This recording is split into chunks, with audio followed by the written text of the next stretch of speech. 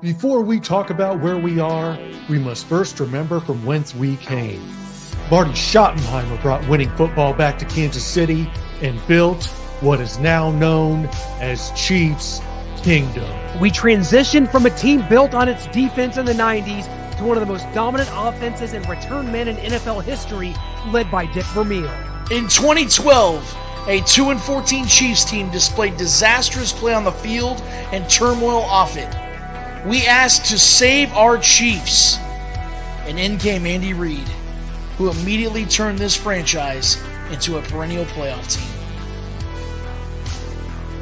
Then, on April 27, 2017, the Chiefs broke free from their journeyman quarterback restraints and drafted Patrick LeVon Mahomes. In 6 years with Patrick at the helm, we're back-to-back champs and a dynasty headed towards a three-peat. We are unrelenting for this city, these players, and this team. This is the show for the allies. Arrowhead Allies. Welcome in to Arrowhead Allies, everybody. And what have we learned since the last time you've seen these faces? Rashee Rice, it wasn't just an LCL, and it wasn't just a hamstring tendon. It was a complete posterolateral corner reconstruction. Hopefully I got those words right. Wow. But since I don't know what I'm talking about, we've got a doctor, the good doctor, Jesse Morse, is joining the show to get into this further. Thank you for joining us. My pleasure. Thank you for having me. Jesse, you've got a really good thing going. You're kind of known as the fantasy doc. People look to you for advice. You know, maybe they're not so concerned about medical issues, but is my guy going to be back playing fantasy football this weekend? And you serve a role for that, certainly, among many other things. So just kind of talk about your practice, how you got involved in sports medicine, because it's become, especially on X when it comes to football season, everybody out there is a Twitter doctor. You actually are one. So how frustrating is it sometimes to see people going off on wild tangents and making assumptions? So we've come a long way. I've been playing fantasy football for probably 15 years now, maybe longer. I'm originally born and raised in Massachusetts, so I was actually kind of born and raised into winning football. I was lucky. I was at the Tuck Rule game. That was one of my last games. I served beer for the Patriots, and that was the beginning of the quote-unquote dynasty that you guys have kind of taken over, per se. And then, you know, through training, and it's hard to kind of keep along when you're in medicine and, you know, training along the way. But as at the end of residency, I realized that a lot of the people on social media, you know, the beat reporters, so to speak, they don't have any medical training. They don't know what this is versus that is. It's time that they're getting much better. I mean, this was back in 2016, 2017. So I just started putting out content. You know, this was still early, still raw. And I just continued to grind. The fantasy doctors picked me up at the time. And then I just kind of grew with them and basically became them. And then last year, kind of transitioned, had an interesting shakedown where the NFL, actual NFL, reached out to me and said, we've had issues with some of your videos with the logos, so on and so forth. One of my editors was being sloppy, and they sent me a cease and desist. So I had to sell that channel. That's why the channel is no longer there. And then basically start from scratch. I would say scratch, but basically change it up a little bit and mix it up a little bit. So, but my practice is all sports medicine. I also run an anti-aging and kind of complicated high-level IV clinic in Miami. We have 4 offices, but I'm predominantly in Miami. So I have my fair share of pros, and I have my fair share of, you know, celebrities and this type of stuff. But, you know, my passion is sports and injuries. So I kind of dabble in this stuff all year round, but football is my favorite sport, to follow anyway. I like baseball, but my Red Sox suck right now. So, you know, but in general, it's been nice because we've seen the evolution of it's a knee injury to now like the specifics that we had, and even the way Rice's situation played out. I was like, this is weird. Like, why are they being so secretive? Like, what the hell is going on here? Like, it was just like, you know, and now we're getting surgical names and we're getting timelines and like, it's nice. Maybe it's a little too personal for some people, but I also after transitioning from the fantasy doctors to the injury experts, I basically rebuilt their entire injury histories for pretty much every active quarterback, running back, wide receiver, and tight end that are pretty much relevant. Um, Going back far as I can, Pop Warner, if I can find an injury, I'll put it. So I've been able to be very specific with injuries, with timelines. Everything in the database is written by me, so I can speak to say yes. It's not just some random, AI guided thing or whatnot. I will speculate because rarely do we hear the actual injury with everyone. But it kind of gives me an idea of timelines. Did they practice? Certain teams are a little bit more aggressive than others, so it allows me to kind of, I would say, speculate about certain things, whether or not we end up hearing them. So that's kind of the long and short of it. I do I do see patients every day, and then create content as needed. Absolutely. Lance, you want to go? Absolutely. Dr. Morse, it's great to talk to you. It's great to talk to somebody that, trusts the science and studies the science and actually knows what science is all about. I appreciate the opportunity to talk to somebody about that actually knows what the hell is going on. Because I feel like what you were just talking about, what Clint's talking about how there's been so many voices but so little facts when it comes to a lot of injuries, most injuries that we see on, because everybody wants to be first, and Yeah. I think this Rashee Rice situation is the perfect example of that. It embodies it perfectly because, man, we had heard all the reports. From the top guys down, as far as reporters are concerned, about what this injury actually was. We now know the actual truth of it, and it felt like it took an eternity and a half for us to get there. My first question to you is, I would like to know how do you think we can avoid future situations like that, if it at all possible, where we can let the people that actually know what they're talking about be the ones that actually break this type of news. And in those moments when you're on the field, I don't know if you've ever been in a situation like that with a player, or you're in the locker room with players, things like that. How does those processes go of evaluating an injury like this, and how long does it usually take for you to know without question? And I'm sure it's barring MRIs and things of that nature. How long does it usually take for you to know, okay, this dude's done for the year, man? He's not coming back. And has that been something you've ever experienced? Yeah, so I covered my fair share of teams. Right now, I don't cover any teams because I'm completely private. It's nice because I don't have to live by their rule.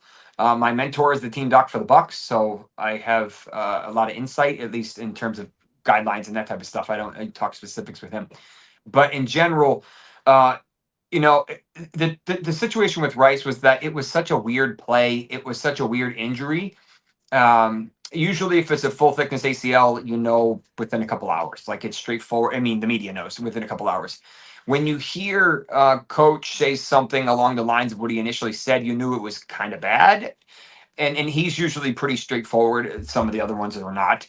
But in general, then you have all the different media people kind of chiming in, and some ones are better than others.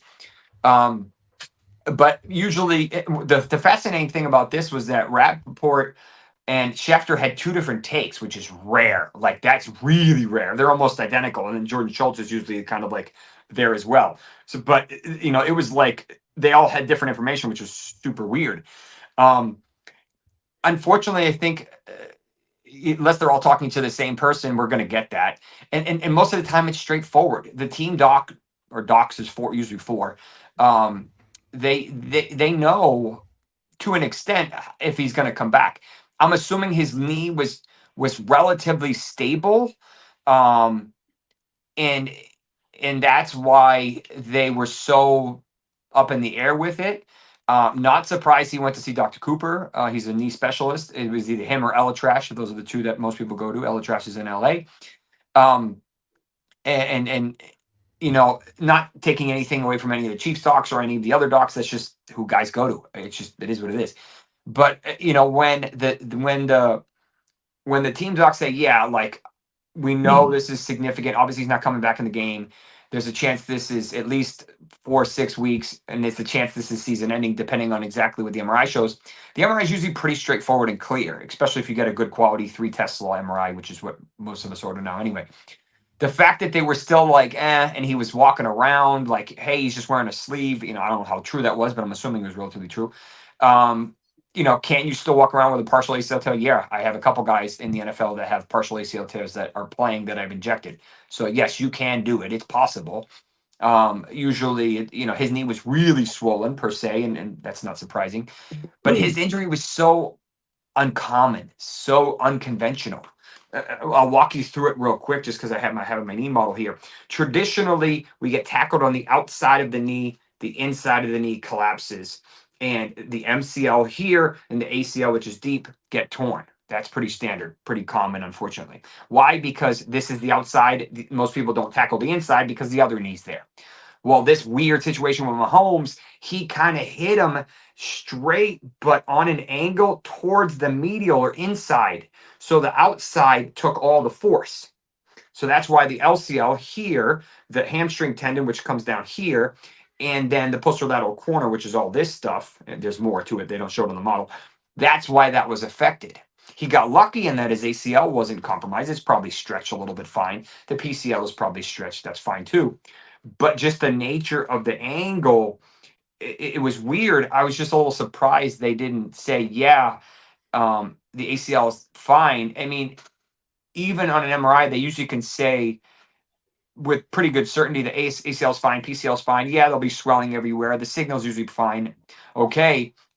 But they had to go in and scope it and then kind of go in and say, yeah, this is fine, this is fine, this is bad.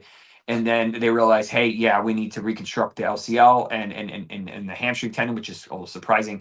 And then probably some other smaller little ligaments and tendons in the posterolateral corner. I wouldn't say the whole thing. I mean, there's a lot of parts to it, so I doubt he did the whole thing, and we'll never know. We don't really need to know per se.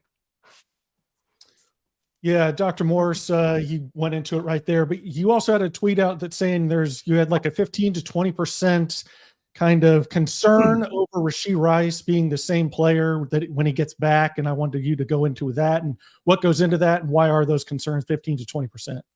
Yeah, I mean, this, I don't know if there's any specific data or guideline to say exactly, this player with this injury and this age and this, all the crazy stuff that we have available, stem cells. Like, there's no data to say, oh, it's 12%. Like, it's just, there's too many variables, and the good news is he's young. He's got a pretty clean bill of health. Besides this, he's stabilized. He saved his ACL. He didn't have any bad meniscal tearing as far as we know. I'm assuming he didn't because they would have probably mentioned it. But the problem with the LCL is it's such an important rotary or twisting of the knee, rotating of the knee. And there's all these little mechanisms on the outside, not in the joint, on the outside that rotate the knee. And that's what the posterolateral corner is.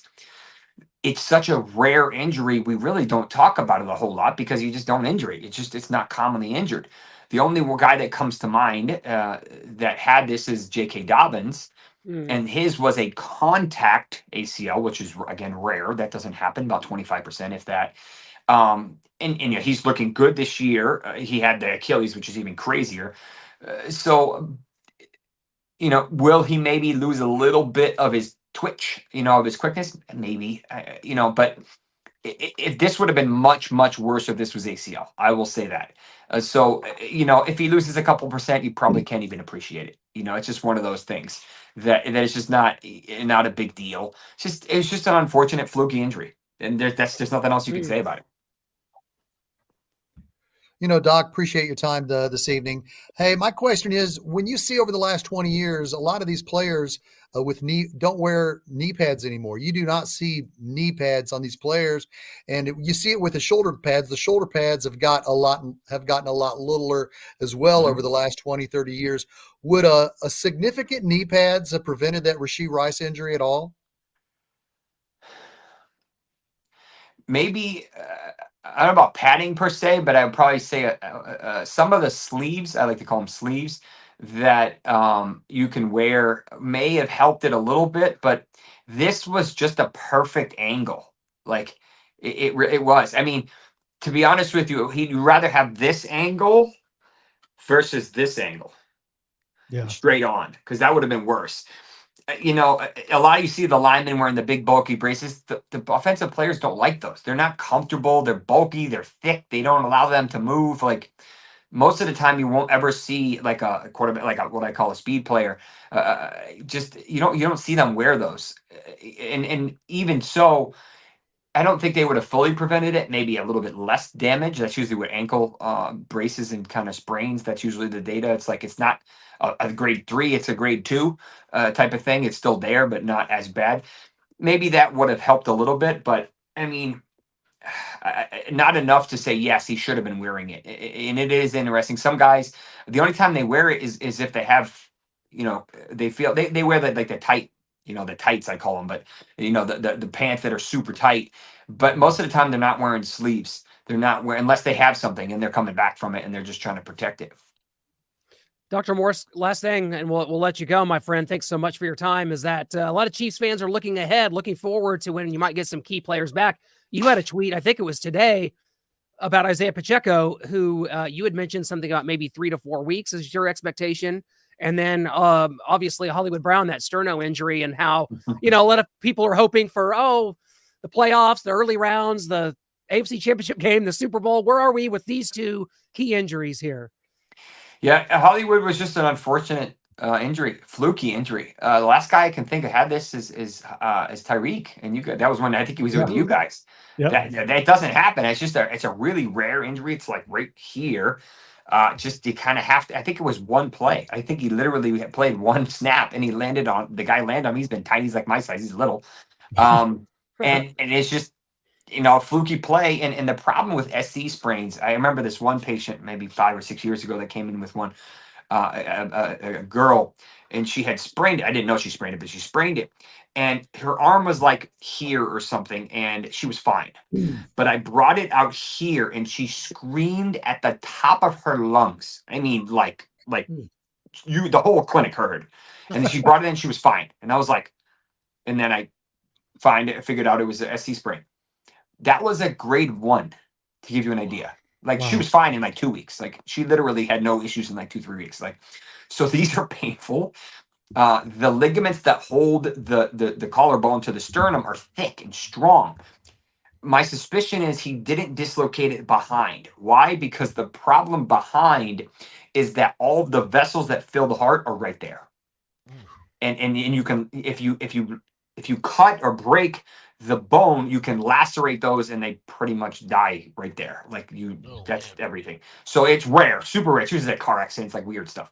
If you pop it out to the front, much more common. Obviously, you don't have the same issues, but the ligaments aren't strong enough to hold it in place anymore. So now you need to reconstruct it. And unfortunately, that takes several months to come back from. So that's where you're at with Hollwood. Can he come back in the playoffs? I think it's probably realistic. It's been plenty of time. It would have been plenty of time. Pacheco's injury, we haven't heard much about this, and this is kind of wishy-washy, and this is another like a Rice situation. I don't know why they're being so quiet with this. We know it's a fibula fracture. Fibula fracture only has 15 to 20% of the body weight of the lower leg. It's important, but not that important. It's more so important for what it does to the ankle. So it comes down and it makes the ankle mortise. So that's why it's more important than up here. But the problem is that's where the high ankle ligaments attach. So if he had like Aiden Hutchinson, his crazy injury, he probably had this fully torn because everything was broken. The question is, with Pacheco's fracture here, somewhere here, did he tear the high ankle ligaments? Did he need what we call a tightrope, which is what happened to Tony Pollard? It's happened to Mark Andrews last year, several guys. If that is the case, he's going to have more issues and more time than if it was just a clean fracture. So that's where they say ligament damage. If there's ligament damage, that's a lot more of a problem than if it was just a fracture. If it's just a fracture, it's not a huge deal, and he'll probably be back in week 10 or 11. If it's ligament, now you're starting to talk about 14, 15, and even then, how does he look? Right. And that's where, in my opinion, where we've seen Tony Pollard this year look much, much better than last year. He looked awful last year. I think it has something to do with his ankle. Similar injury. I don't know exactly, but I'm assuming Tank Dell to an extent too. Whereas, Mark Andrews, a similar type of thing. we won't know specifics unless they literally tell us, yes, he had a high ankle repair as well, or yes, he tore XYZ ligaments. In general, I'm hoping, because I love the way he plays, I love the way he runs. He's like a bull in a china shop, and he holds onto the ball and like steel. What can what can he come back? You got CEH, quote unquote, activated, not really today, but kind of. Hunt looks like he never left. So they have plenty of options. I'm hoping we get to see Pacheco again. Yeah. Absolutely fantastic insight, Dr. Morse. We can't thank you enough for joining us. And the injury experts, you can follow on Twitter, X, as it were. I'm still going to make that mistake the rest of my life. It's okay. At Dr. Jesse Morse on X. Thank you so much for kind of setting some things straight here with the Chiefs Kingdom, and to have some of this to look forward to. Coming off of a bye, we'll see how the Chiefs do here at San Francisco, coming up here on Sunday at 3:25. Thank you so much, Dr. Morse. My pleasure. FYI, Lance, you had like 3 tweets pop up today. They're all over my page, so you're doing big things. I do what I can, Doctor. I do. He gets us in trouble. He gets us in trouble. So darn it. No. Good luck, guys. 3 or 3 We couldn't pull it off, but maybe you guys can. That's right. We'll see. Thank you so much. Take care, guys. You too. Very informative. Yeah, Yes, finally got some information on Isiah Pacheco. Hopefully he thinks we can hope for Hollwood Brown back in the playoffs, and Rashee, not as bad as an ACL, which the first thing I was hearing was this PLC reconstruction. It's horrible. This is worse than if it was an ACL. So it's good to hear that an ACL would have been worse. So maybe this isn't as bad as a lot of people were thinking.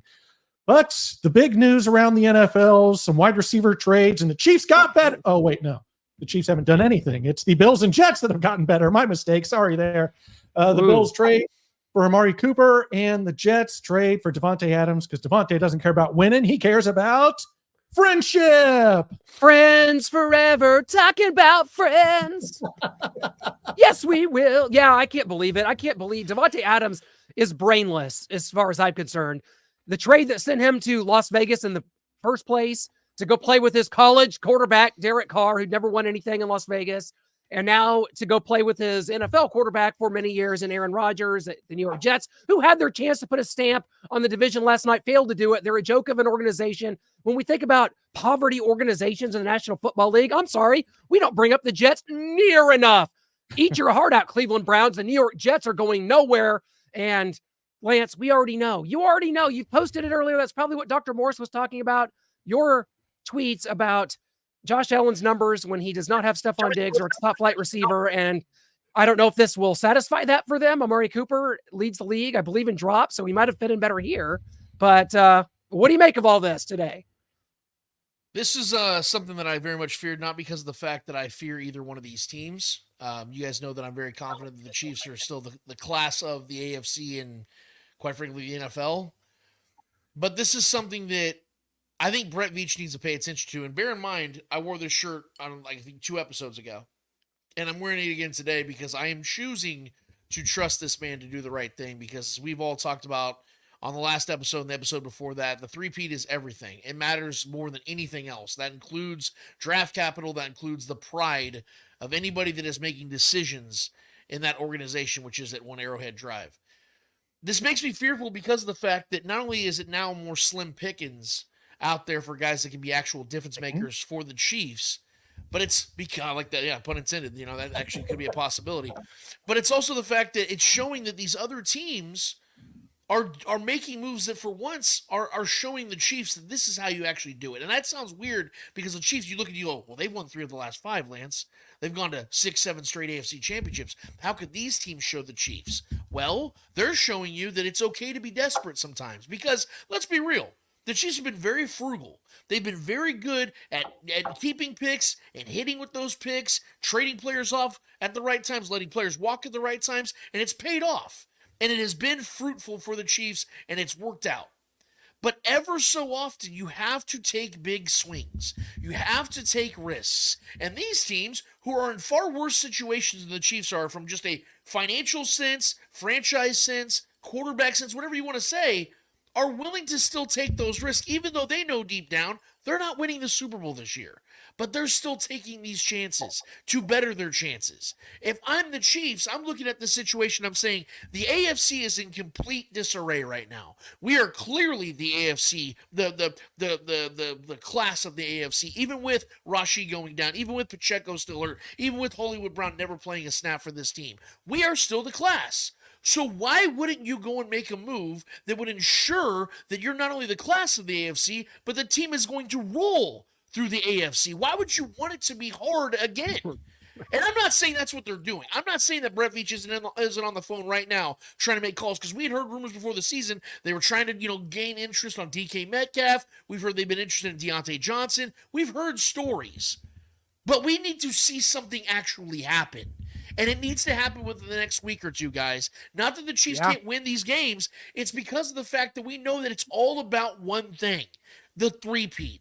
And if I'm going to be honest with you guys, it's going to be another tough road for the Chiefs, even if they get home field, if they don't add anything to this offense. If we knew that Rashee was coming back at some point this season, I wouldn't be sitting here saying that, because they would have their star receiver back. If Travis Kelce wasn't 35 years old now, I wouldn't be saying that. But both of those things are a reality, guys.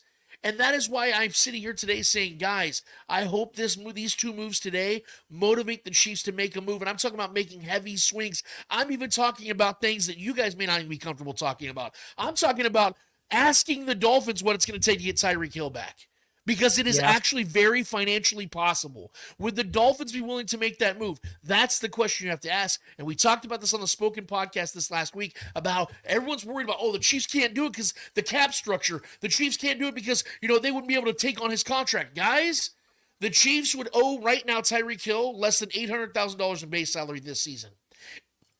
And the final 2 years of his contract, I might add, after 2025, are avoidable. Which means the Chiefs, even if they honored the last year of Tyreek Hill's deal on a 3-year deal, is $64 million in total. You're telling me right now that you guys wouldn't gladly pay, if Tyreek Hill's a free agent right now, you wouldn't gladly pay him for a 3-year, $64 million deal? And that's total, not guaranteed. That's total. So we're talking about you might have to trade a couple assets, but what have we been saying all along? What matters more? Taking a couple draft picks and maybe getting a backup left tackle and a linebacker, or getting Tyreek Hill and ensuring a three-peat? What matters more? We have to take big swings, and this is what better time, what better opportunity than the Chiefs have had in their history as a franchise than right now to take some of the biggest risks, because they built this era on the biggest swing in the franchise's history by trading up 17 spots to get Patrick Mahomes. Why wouldn't you take another big swing when you know you're right in the midst of it in his prime years to get a three-peat, to be the most historic dynasty of all time? Why wouldn't you make that move when these other teams, like I said, that are not going to beat you in the playoffs are still out there making these moves? It is a common sense move. And I have to believe, real quick, if the Bills, a team that just let Steph Diggs walk this offseason, knowing, Josh Allen does not have it unless he has a wide receiver one. He's averaging 186 yards a game. He can't do this without a top guy. We got to get Amari Cooper. If the Chiefs are not willing to give up a third and a fifth and get a sixth in return with Amari Cooper, I have to believe, and again, booyah, trust in Veach, I have to trust that Veach is saying, we're swinging bigger. We're swinging bigger than Amari Cooper, who does have a drop issue. But I do believe that he has to be thinking bigger, and I have to believe there's a guy out there that resembles a fast animal that lives out there in the desert. I'd like to believe he's going for a guy like that, because they like reunions. They brought back Kareem Hunt. They brought back guys in the past. They like bringing back guys. Who better to bring back than the best receiver in the French? Yes, yeah, right, exactly. First off, Lance, you nailed that on your Saturday morning, and I want to thank you for it. But if you want to go ahead and talk about this, did you want to talk about that picture? No, I'm sorry. Go for it, Shane. Whatever you got. Okay, but I also want to echo what Trevor said in his response. He said the Dolphins would ask for a haul in return for Tyreek Hill to the Chiefs, and I believe they would, just because of the fact that they gave up a lot for Tyreek Hill. I would think that they would want a lot in return.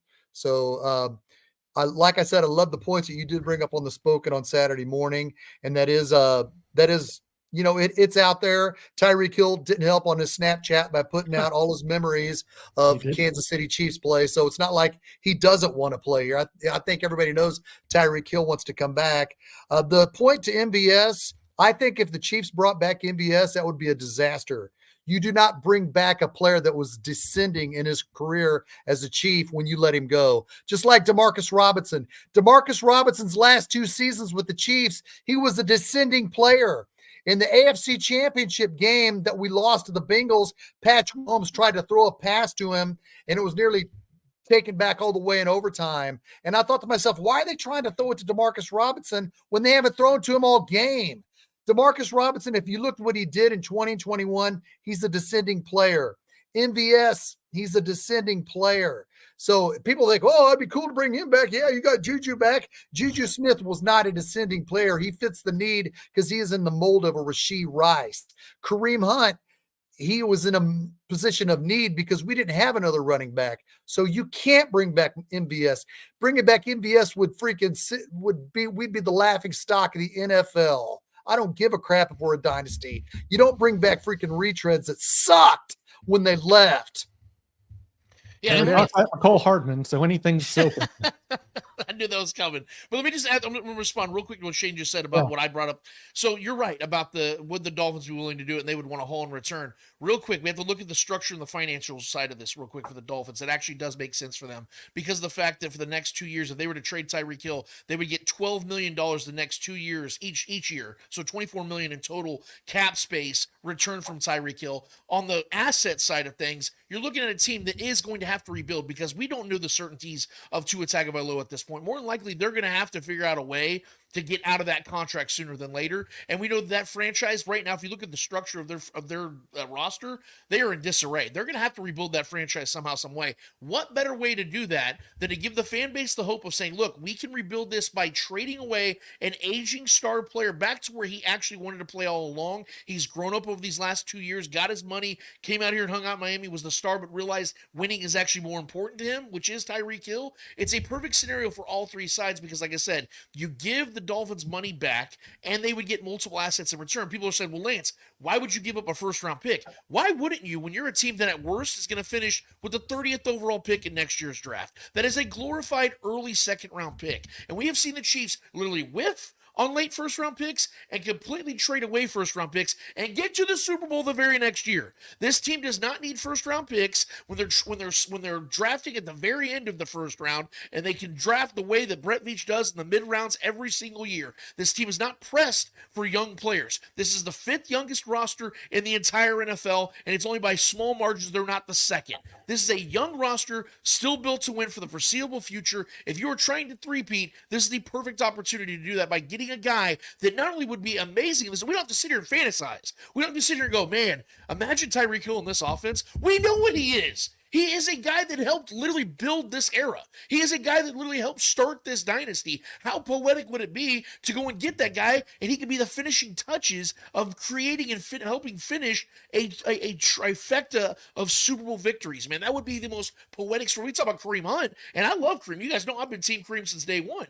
But it'd be even more poetic if Tyreek buried the hatchet and came back here and was that superstar that Patrick Mahomes has been missing over these last couple of years at wide receiver and put the finishing touches on it. To me, from a storyline perspective, it makes so much sense, but it isn't just a storyline anymore, guys. It's not something we just entertain in our dreams. It's actually a reality if the Chiefs want to go and make it happen. Yeah, we get comments here. What about Jalen Waddle? He's young. The Dolphins drafted him. I don't think he's going anywhere. No. Trade out Sky. For what? Ham for a sandwich. Bag of peanuts and a whistle? Maybe. Hey, I do like whistles. I'd take that trade.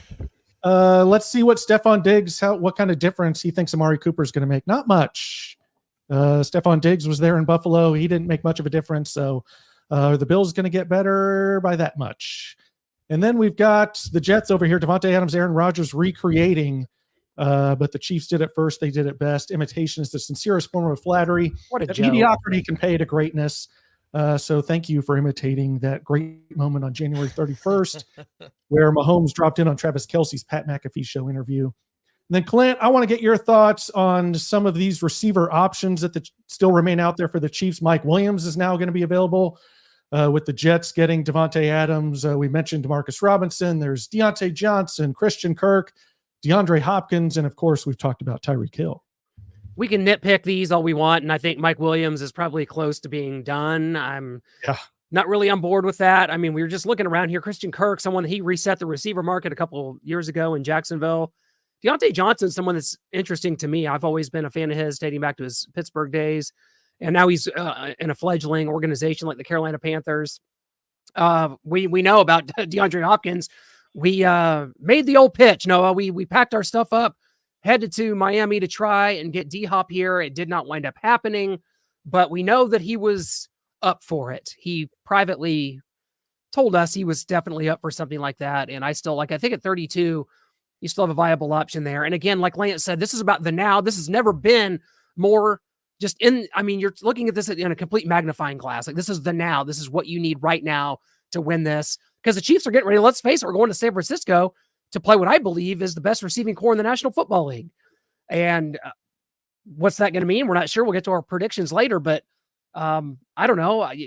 Yes, I might answer when I see a lot of this is yes, something's going to have to happen. We can nitpick who we like, who we don't like, but like Lance said, you need something. You need something to a giant swing, and hopefully not a miss. Well, and also, guys, we have to remember, people, because I saw this narrative on Twitter, we have to kill this, that no one's going to want to work with the Chiefs. Guys, if this was the off season, I would buy into that, because everyone at that time has this fresh hope of what could be. And, I'm not trying to give up hope on our season yet. It hasn't even started yet. So we're not going to help the Chiefs, who already are a dynasty. That's true.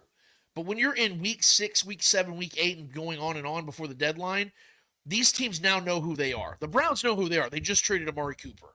The Raiders knew who they were. That's why they traded off Devontae Adams. These teams now have faced reality. So no one's going to sit here and go, look, I know the Chiefs are offering us 3 picks for our receiver that we're not even going to sign next year, but they're the Chiefs, so we're not doing that. They're not doing that. That's horrible business. That's horrible business. They're going to be like, no, let's get that money off our books. Let's get that guy over there. Best of luck to you. Go get that 3P. Woo! We're getting draft picks. Like, that's what these teams are looking at now. They're looking for the future, a lot of these teams that have these wide receivers. So you're right, Clint. Like, there are options out there. Deontay Johnson would be a guy. I love D-Hop. I don't know if that knee's going to be healthy enough to be a real difference maker in this offense, which is why maybe Calvin Ridley would be the better option. I know that the Titans would probably ask for a lot because they gave him a lot, but they, more than anything, they're probably like, hey, Chiefs, take his cash and we'd be good with that. He's at 30. He hasn't always been a reliable guy physically. There's a lot of guys out there. There's possibilities out there. Even if the Seahawks continue to struggle these next weeks or so, they go on a little bit of a losing streak, maybe we can actually see a DK Metcalf in a Chiefs uniform. There's opportunities out there. My point in all of this, and I know I'm repeating myself, is no matter what, we cannot be sitting here at the deadline going, why didn't Veach do anything? That cannot happen. That cannot happen. You can't bring back DeMarcus Robinson and sell that to the fan base. You can't bring back MVS like Shane was just saying and say, hey, guys, we tried. No, you have to go up and give assets to a team and go and get a difference maker, because Rashee is not coming back this season. And as Dr. Morse so eloquently put, sure, Hollwood Brown might be back for the playoffs. That's the playoffs. We're talking about getting to the playoffs. You do not want to rely on Travis Kelce at this stage of his career for 11, 12 weeks, guys. That's not sustainable.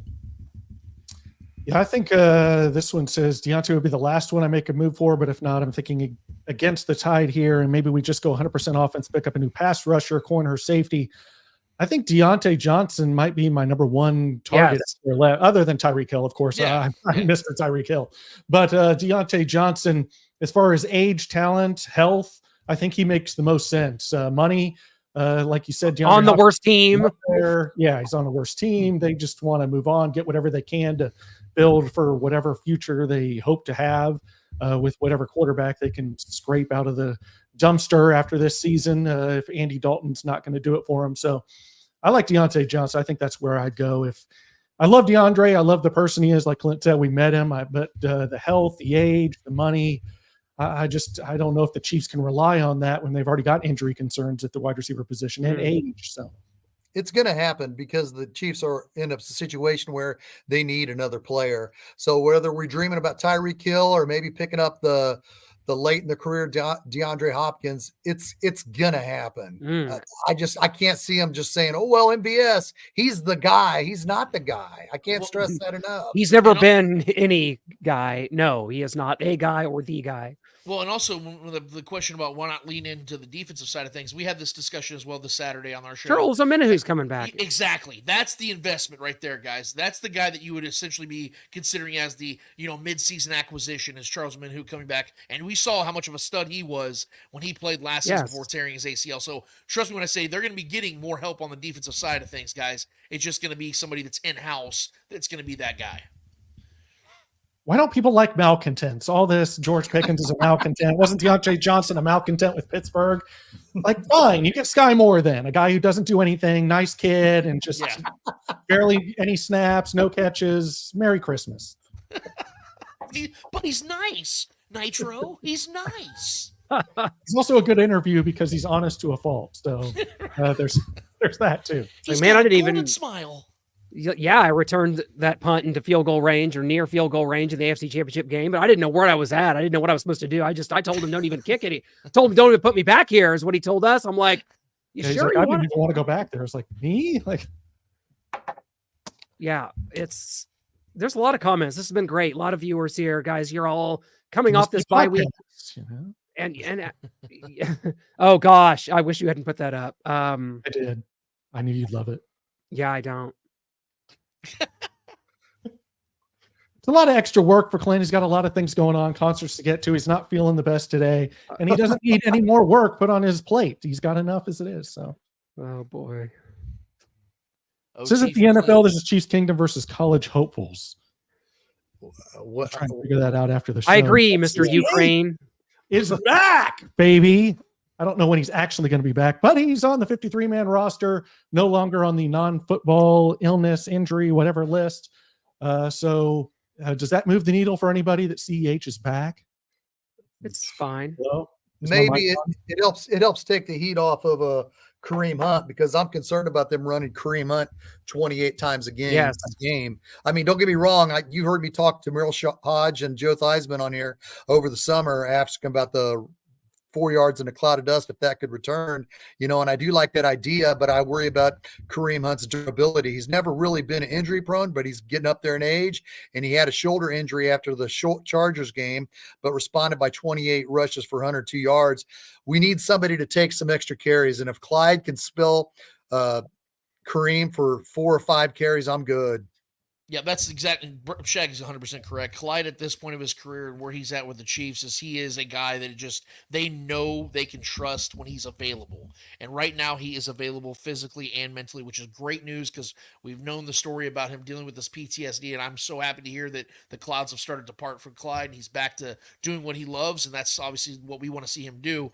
But as far as that's concerned, what he would basically be right now is just a guy that's filling a role for Kareem Hunt to take a breath and fill that role that, Isiah Pacheco once did. So this is a good depth thing. It's a net positive.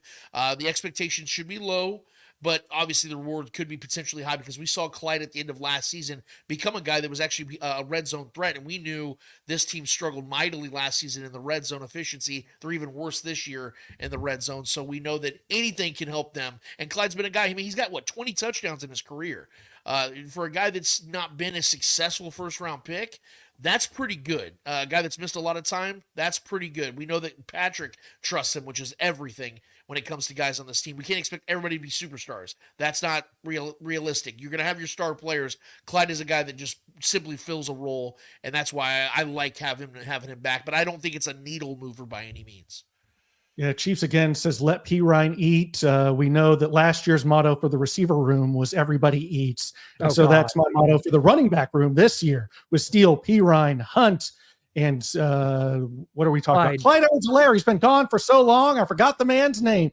Well, everybody eats in the running back room. I know you liked all those carries, Kareem. Well, you're going to have to cut back on those because everybody's going to eat in the running back room. And Chase has been talking about this many times, so I guess I have to go to it. Romeo Doubs, Christian Watson, Jalen Tolbert, all guys on rookie contracts. Can we go get one of them?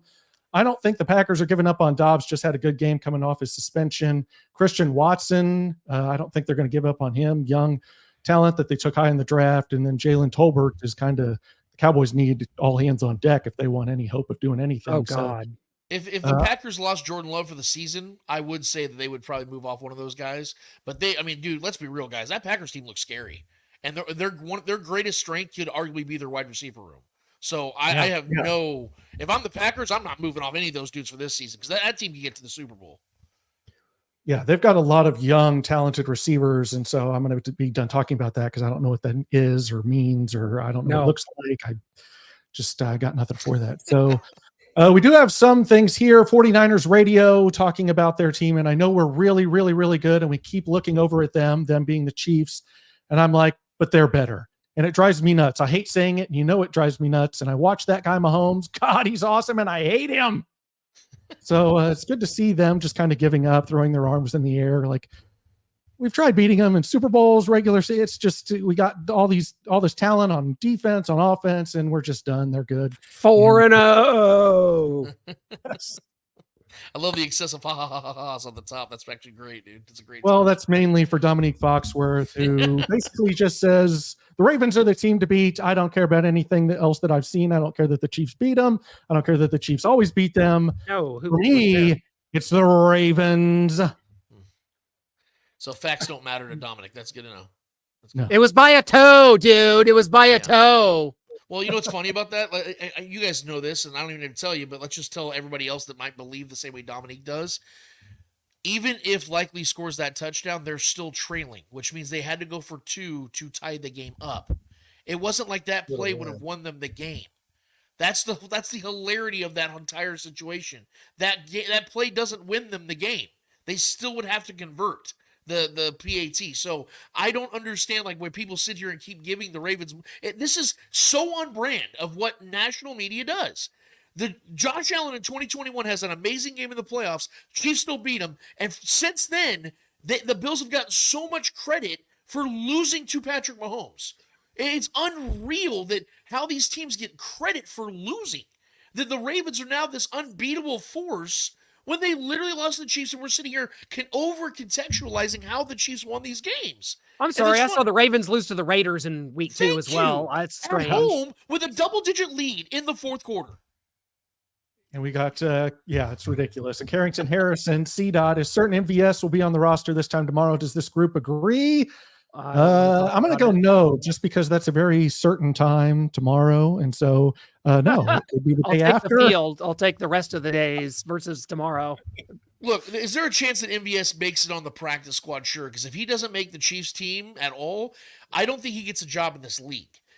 But what I do think is I think that there's some assumptions, and maybe Brett Veach deserves this based on reputation with the wide receiver room and how he's constructed it over the last couple of years. But I don't think that even Brett Veach thinks bringing MVS back is a positive for this team. I talk about Clyde Edwards-Helaire, how he's a net positive. Why? Because he's actually had some production in his career with the Chiefs. MVS hasn't.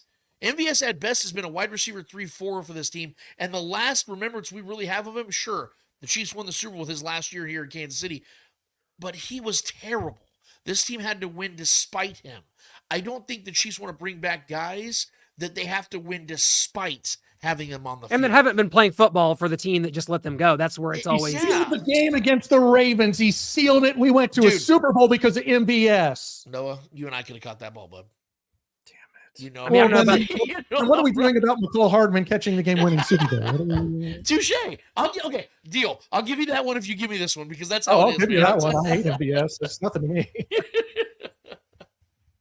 But we've also got some numbers here. I don't want to get into all of them. These teams are pretty close in the offense and defense. Where the big difference is, and pretty much with any team that the Chiefs face, is that turnover differential, but they're 5-0. So I guess who cares? Clint and I do. But other than that, the Chiefs need to fix that. They need to figure out how to get more takeaways, and Mahomes needs to figure out how to stop giving it away. Maybe you can do that with some injuries at safety for the 49ers, but pretty close down the line. Chiefs have a better defense. I don't know what's happened to the Niners defense other than a few injuries. The 49ers are scary. This is a scary good team. I love everything that they throw at you offensively. Brock Purdy had a couple moments early this season where they've lost a couple games. I mean, they're 3-3, but this is around the exact time the Chiefs played them 2 years ago in 2022 in San Francisco. And they were, I think, the same record. The Chiefs beat the Niners to drop them to 3-4, and the Niners didn't lose again. They're a great regular season team. They have this circled. They know what this is. The Chiefs are not going undefeated. And so I love the Niners this weekend. I love them. I couldn't love guys. I want each and every one of you to find something that you love in life as much as I love the 49ers this weekend in Santa Clara, wherever the hell that stupid stadium is that we have to go for to the Super Bowl in a few years. Yeah, I'm not looking forward to go there, but I think the Niners are trying to pull one. I don't know if they think that coaches and teams go to their depth charts on 49ers.com/depth-chart.html. I don't know if they think that that's how, but they don't have Nick Bosa listed here on their depth chart anywhere at starting right defensive end. So I'm hoping, I think they're hoping that like Spags and Andy Reid go to that and like, oh, we don't have Nick Bosa anymore. We don't have to plan for that, but they're not pulling it on me. I'm pointing it out here on Arrowhead Allies for the 436 people and millions watching around the world to see that they can't pull a fast one. Nick Bosa, he will be playing the Niners, Sunday. dude. Only thing I could think of is maybe he's changing his name. He became a Muslim or something. What do you think? That is speculative, and that's a dangerous ground. Well, no, I'm just saying his name got changed. It's not on there. Oh, boy. There's I nothing highly wrong doubt with Nick that. Bosa. Niner. You guys understand something? Okay. I don't know if you guys know this about me or Noah, but the greatest Niner of all time, arguably Jerry Rice, has informed us in not so delicate terms that this is Niners. This is bang bang Niner gang. Okay. So like I'm still going off of a trauma that I suffered in July of 2024 in Lake Tahoe. And so it's been etched in my mind ever since then. Like I've got to give this to Jerry. Like Jerry's gonna get this right he here. wants it badly. So yeah. And I'm you know what? I'm like hey, some guy wants the chips at the local, supermarket. Get out of their way. Let him have the chips. Jerry wants them, and Jerry's going to get them on Sunday. I don't think they're going to win the Super Bowl. I still think the Chiefs will do that. So I guess this will be a moment for them. Are we doing it now? Are we going to the predictions? Yeah, go ahead. Okay. Absolutely. We are heading right into it. Shane.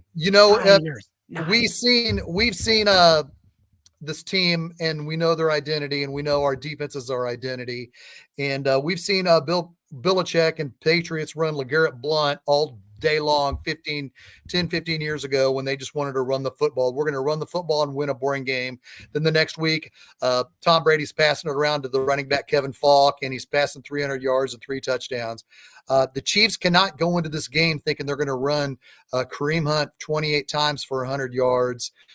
This is the San Francisco 49ers Super Bowl. The Chiefs can lose this game and be okay because we got the Raiders the week after.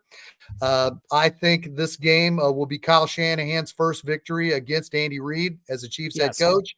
And I like the San Francisco 49ers 31, the Chiefs 6. First 30 points for our defense in how many games? That's a tough one. That's too bad. Well, we're gonna have a fumble taken back for a touchdown and a pick six. Well, that sounds I can get on board with that. I said no more Mahomes turnovers. Dang it. More are coming. I mean, I'm not looking for a hot take. I'm not looking out there trying to get all these followers to say, look, Shaggy Shane predicted the Niners. Like Clint said, the Chiefs are not going to go undefeated. And the 49ers aren't going to have another home loss like they did 2 weeks ago to the Arizona Cardinals. They're going to be ready. They circled this game when the schedule came out in early May. So it's okay if the Chiefs lose this game 31-6. Trust me. The most important thing, we got to come out of this game healthy. Mahomes, Kelsey, Kareem Hunt, the offensive line, defensive line. We need the most important thing when I'm doing this post game with Harvey Williams, tune in here on Starcade. The most important thing me and Harvey need to say is we walked away from this embarrassing loss healthy. What do you think, Lance? Yeah, you guys are all going to be very wrong. This is going to be a game where the Chiefs I understand that we can respect a Niners team here, but this is not. Remember when I talked to you guys, and I had my guy Solomon Wilcots, friend of the show, roast me on the show about when I said that, guys, this is not the same Bengals team. This is not the same 49ers team, guys. This team is injury ridden on both sides of the ball. This team has a reliance on Brock Purdy now, which is not a good thing, I might add. If you guys have seen, even in their victories against inferior opponents, in games against top 10 defenses this season, Brock Purdy has a less than 90 quarterback rating. And he didn't throw a touchdown against the Jets or the Patriots. This is the best defense in the NFL he's about to face that is coming off a bye week. And what do we know about Andy Reid against bye weeks? After bye weeks, the man wins. And Lost last year. Sure, that's fine. But this is because MVS dropped it. But go ahead. That's the whole point I'm trying to make here. You don't have that guy on the field that's going to cost you games because Well, the Chiefs might have a wide receiver problem. Yeah, okay, I'll give you that. But the Chiefs might have a wide receiver problem, but it's not drops this season. It's just guys that don't have as much talent as we'd like to see initially we had thought coming into the season. This 49ers team, guys, has a real problem of giving up big yard plays. Big yard plays on defensive side of things. They don't have the same pass rush, not even close, even with Nick Bosa being out there. And on the offensive side, they're relying on a Jordan Mason kid. That has been the lifeblood of their offense. What are the Chiefs the literal best at in the NFL at defense? Run stopping. Stopping the run. Why am I going to give the 49ers the advantage in this one when I have seen Steve Spagnuolo now for over 2.5 seasons literally shut down offenses no matter who they were? Why do I need to think that Brock Purdy's going to go out here and serve this defense? He's given me no reason to believe that when he's faced good defense this season. Brandon Ayuk might as well be a ghost out there just collecting checks. He hasn't done nothing this season. The one thing I will give the Niners in this matchup is the same thing I give every team the Chiefs have faced so far. The tight end position. George Kittle might go off in this game. That might actually happen. But we've seen George Kittle go off in games they've lost. So I'm not worried about George Kittle doing his thing. What I'm worried about is, can the Chiefs convert on third down offensively? Yes, because Patrick Mahomes does over my dead body stuff in games like this. And he will extend drives and extend plays with his legs if need be. And the Chiefs are coming off a much-needed rest after having the toughest 5-game stretch in the NFL. Guys, the Chiefs are going to win this game, and they're going to win this game by more than a touchdown. Mark this down. This is going to happen. Hold on, Noah. Yeah, Lance, you know I respect you. You know I love you. You know I take heed to what you have to say.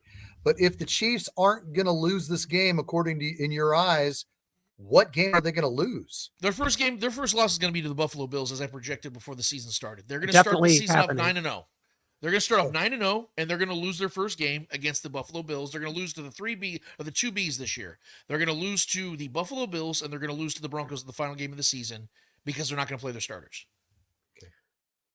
Go ahead, Noah. Noah, you know it's Bang Bang Niners game. You were there in Lake Tahoe. You know what you have to do right now. Jerry wants it, my man. You want some? Come get some. That, as part of the whole Jerry Rice situation, we did sign a contract with him that said we would have to pick the Niners for him not to physically assault, dominate, embarrass us, whatever you want to say. So yeah, Lance, you said we give up a lot to tight ends. Well, this is a different tight end than just, we're giving stuff up to Eric All in the Bengals. We're giving stuff up to Isaiah Likely. Gesicki. This is George Kittle. And once we start to try and focus and stop George Kittle, then you got Debo. Then you got Juwan Jennings coming on. Then you've got Ayuk, who you Ricky Pearsall's healthy. Ricky Pearsall might be out there. Who knows? We're probably going to shut him down in the run game, but Brock Purdy's playing better. George Kittle had 2 touchdowns against the Seahawks. How many will he go for against us? And I think it's a 24-20 Niners victory. And as Cactus Jack used to say, bang, bang. Oh, yeah, let me remind you guys real quick. George Kittle, as good as he's been this season, he's been fine. He hasn't had a game over 76 yards this season. Isaiah Likely had over 120 yards against the Chiefs in week 1. And I believe the Chiefs still won that game. So I'm looking at this and I'm thinking, even if George Kittle replicates that performance that Likely had in week 1, do I not still believe the Chiefs are going to find a way to pull that victory out? Because one thing we also know about Kyle Shanahan is he gets in his own head late in games when they're tight. We know this in the playoffs. And we know this in the regular season. One thing that we also know is that when Patrick Mahomes owns a team, he owns that team. And he owns the 49ers, boys and girls. Chiefs are going to win this game 27-20. You heard it there from Lance Twidwell of The Spoken. Tune into The Spoken on Saturday morning. Then after the Chiefs game, tune into Starcade Media right here for Shaggy Shane and Harvey Williams, and we will break down and we'll see who was right. Was it Lance or was it Shane, Clint, and Noah? Tune into Starcade immediately after Chiefs and Niners, and we'll break it down Sunday night. Let's hope Lance is right and go Chiefs!